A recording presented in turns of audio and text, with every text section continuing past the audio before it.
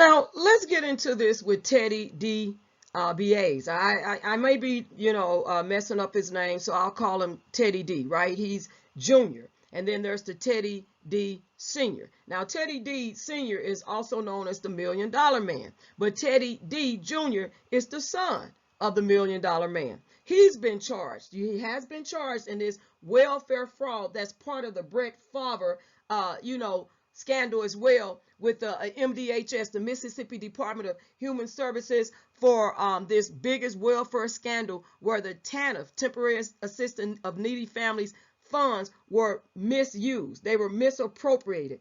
And I've been following this, and I said I would bring you updates on this, and so here we are with the update that this young man, he's not as young, he's, I believe, 40, but he actually was a pro wrestler, and everything, and he used to have a lot of these tailgate parties and different things like that after, his wrestling gigs. But he goes by Teddy or Ted, but his legal birth name is Theodore, right? And he was charged with misappropriating millions of dollars in federal safety net funds intended for needy families and low-income individuals in Mississippi, right? And so, he funneled millions of dollars from 2 charity organizations who received money from the Emergency Food Assistance Program and the Temporary Assistance for Needy Families, which is the TANF, right? And so the thing is that, like I said, the 2 charity organizations were, Nancy was overseeing those charity organizations. They were hers, and her sons worked with her. I believe one of her sons, he worked with her as well, but he did some other stuff, and so they actually was part of that. But one of the sons that was part of that, he actually paid the money back. I believe he was charged as well, and he paid the money back. So, because this has been an ongoing thing. There's a lot of situations in this, a lot of complex, stuff going on. But there was a lot of key players like Davis. He was over it. So he was responsible for those funds, okay, Davis. And he was charged and convicted. And his sentencing has been indefinitely postponed because he was supposed to be sentenced in January, and it was postponed, okay, indefinitely by a judge. And then his Deputy Black, was, he was giving information to the former Governor Phil Bryant, but yet and still he was a perpetrator also, okay?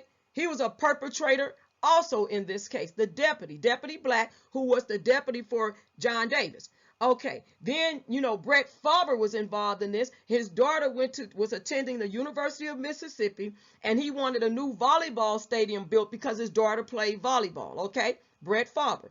All right. So, so there are some key players in this whole shebang, this scandal. And Nancy actually took a plea deal, because if she didn't take a plea deal and cooperate with the government, then she was going to get prison time. Okay, so she cooperated, and she lost her nonprofits, but she was cooperating with the governor. Now, the governor, in my opinion, should be charged also. See, we have these corrupt politicians. Yes, let's tell the truth, corrupt politicians. We see it all the time, so this is nothing new under the sun with these corrupt politicians. And then they are calling the shots. And then some people get caught up in it. They get nervous, they get caught up, they get anxious, they get caught up in situations, and they get put in a checkmate position where, it's like, I'm darned if I do, darned if I don't. And they get stuck, and they fall into temptation. And I said previous, God don't tempt folks. Folks allow themselves to be tempted. See, you can't play with some of these governor officials because they like to get you in a position and offer you stuff. You tempted, you accept the temptation, proposal, and then now that you in a checkmate position and you stuck and can't get out. And they not going to bail you out, because Phil Bryant, former Governor Phil Bryant, he didn't bail Nancy out. He he let that auditor Chad say, oh, well, he was a whistleblower. That was in the beginning. But no, former Governor Phil Bryant, he was in on it. Let's just tell the truth about it. He was in on it. All of them. He was in on it. And he should be charged also. So this is public information, public record. And I'm exercising my speech, freedom of speech rights, First Amendment, because this is public record. And I'm not, saying anything that I did not gather from the media, from research, and from what's been going on in this investigation. So I'm just bringing you the news of the investigation in my own way. You know what I'm saying? Okay. So I got that out of the way because, people like to come and attack, and I'm going to sue you for slander. Well, I'm not slandering you. I do believe that you should be charged. That's not slander. That's my opinion. And based on all this evidence, there's some other folks. So Brett, yeah, you too. But this is all part of this scandal. Okay. So that's why I told you all I was going to be bringing you updates, and there's a lot of key players in this. And with the John Davis sentencing being,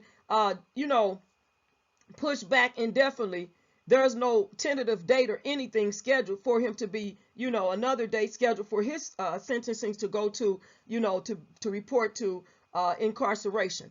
The thing is, it's complex, and it really is, because there's a lot of the people involved in this, and everybody should be charged. There should not be. I mean, everybody's situation should be looked at and what part they played. That's true. And presumption of innocence, all of this, we know the due process, even though it's not always followed. But see, in some cases, when you have the protection, the complexion for the protection, you get away with things. You know what I'm saying? You don't get held accountable to the higher standard that you should be held accountable to. So these people that took this money, but see, let's get back into this. Teddy Jr. received the money. Teddy D. Jr. received the money via two businesses he had set up, and he bought a boat, a car, and put a down payment on a house. This is the money he used to fund his rich lifestyle, wealthy lifestyle, to keep funding it, while the families in Mississippi needed that money to help, low income. And there were people, these are families that a lot of them were working too. They had child care, deficiencies. So they needed help. And when they went to apply, they were told there's no more money. Can you imagine that, where you got to go to work, you doing the best you can? We don't know, what circumstances the family is, a two-parent or single parent. We don't know. But doing the best you can, 2 and 3 jobs, and now your child doesn't have child care. And you got to figure out how to get your child some adequate, safe child care. And they took this from these families. They took this from these families. And they living high off the hog. Look at how he looked. He looked good. Well cut, well groomed. He looked good. You well kept, Teddy. Now, I don't know how you look now, but you're well kept in this picture. You look good, young man. You're younger than me, so young man. But you look good. So you took this money, and your family has been riding on boats, enjoying that boat, Teddy. That new car. And that home that you live in Madison, Mississippi. And the government tried to seize that. The federal government in 2020 attempted to seize Teddy D. Jr.'s Madison, Mississippi home after he was suspected to be part of the welfare scandal. But you know what? He refused to pay the money back. He refused. He was like, because if you follow the case, he refused. He's like, I'm not paying that money back. They gave it to me.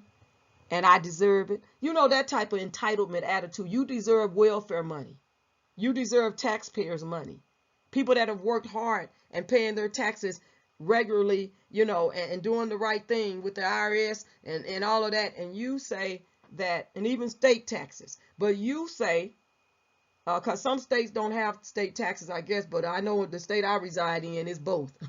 Okay. So anyway, or whatever it is. But let me say this. You took that money and you used it to your advantage. And you knew too. See, all these people played the game. They knew, because that Deputy Black was telling it.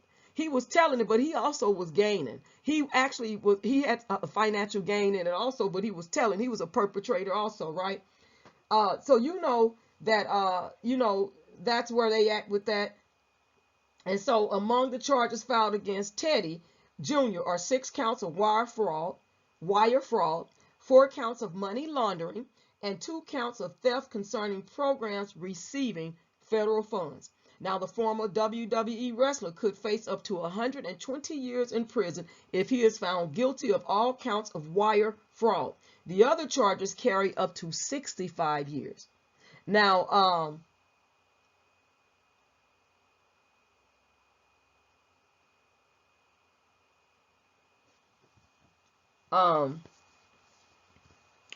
now they're saying that his brother, Teddy's brother, pleaded guilty last month to 1 count of conspiracy to defraud the government, but is not expected to testify in the ongoing case. You see what I'm saying? This is a mess here.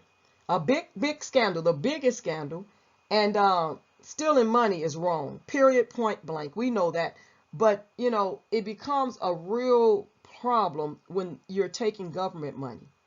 And again, I'm going to say this for the people that have taken PPP loans and used people's identity fraudulently to get these PPP loans and things like that. You didn't have a legitimate business, and you took from businesses, a small business that could have used that money when they really needed it, because they were doing things and operating their business. They've had their business, it was established, and a lot of people, we all took some type of, you know, I can't say everyone, but in most cases, I would say most people. There was many people that took,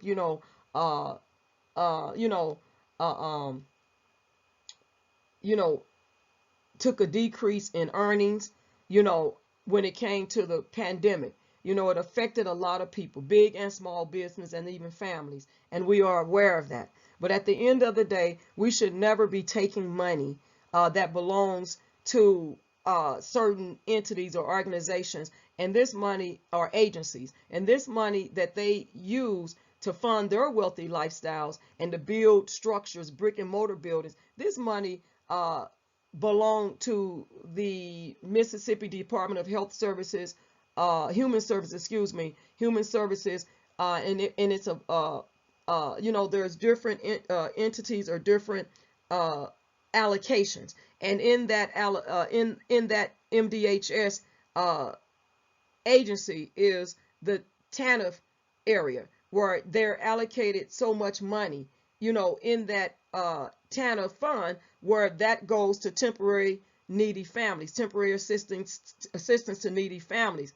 It's not permanent, but you give them temporary assistance for so long until they can do better or make more money, or they no longer need it, their circumstance or income changes, because there are some income guidelines as well. And so they took this money, and because the governor, former Phil Bryant, was overseeing this money, and he was the one making these calls. He was giving the shots on where the money should go. So he used Nancy's 2 nonprofits to funnel the money, and Brett was involved in it because he wanted, a brick and mortar building built, the volleyball stadium, because his daughter was playing volleyball there. So you guys all got all of that, and stuff like that. And so instead of him saying, no, I can't do that, and not take the money, he allowed himself to be tempted, and now he's in that position of checkmate also.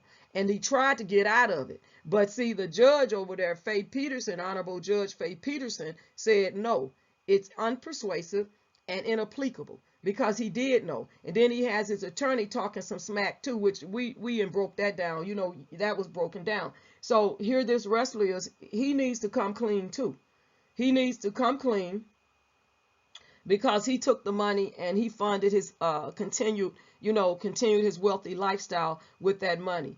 And instead of him, what happened to his money with all the pro wrestling gigs that he did, that he won? What happened to that? Did he spend it up when he was doing these SummerSlam VIP kickoff parties at his Beverly Hills hotel? At a Beverly Hills hotel in 2012 in Beverly Hills, California? He was living the lifestyle, right? Partying up, living the lifestyle. So then when it came down to having a home, when it came down to having the luxury of a boat, because a boat is a luxury, you know what I'm saying? And having the opportunity to purchase a home and cars, he used money that didn't belong to him. So he needs to be held accountable also in this whole thing. he needs to be held accountable. So as I said, but he refused to pay the money back. Like I said, when they came after him and they tried to seize his home, he refused, because I guess, you know, you didn't charge me, so I don't have to do that. But now that he's been officially charged, now he's going to have to go on the stand and answer to this money as well that he received. You know, when he's going to have to answer to that as well. So with that being said, you all leave your respectful comments below. Let's get the conversation started. What do you all think about this? You know, because remember this is taxpayers' money, and whether it's your state that's funding Mississippi or not, it still all boils down to tax money. You never know when your tax money is going to be misused. And actually, our tax money is being used, because anytime that they fund these wrongful convictions, guess who's funding it? It's our taxpayers' money. So just because this may not be the state that your state you reside in that carries Mississippi, but again, we're all, if you're working and you're paying any type of taxes and filing any type of taxes, guess what? Your tax money is being used. And I think that we have to speak out and let people know, you know, our tax money should not be used to fund these type of things that's been going on. The scandal of the welfare department in Mississippi, you know, wrongful convictions, and then people that are convicted in prison that are truly innocent. They're, you know, our tax money funds to keep them beyond prison walls when they shouldn't be there. So there's a lot of other stuff that happens. And so we, you know, we just have to speak out about it and be aware. So I thank you all for, you know, supporting my channel. Thank you so much for sticking with me. And, you know, so go ahead and leave your respectful comments below. Give the video a thumbs up, share the video. And if you are not a subscriber, please subscribe to the channel. Thank you all for tuning in. God bless you all. And that disclaimer, don't forget that, the disclaimer. All right, is there. The copyright disclaimer. It's there, and this is for educational purposes only, even a little entertainment, but just bringing a level of awareness. And this information is public record, so I am exercising my First Amendment rights to speak out about information that is public record. And because I have been following this, and I told you that I would bring you updates as they unfold. And so here we are. So thank you again. God bless.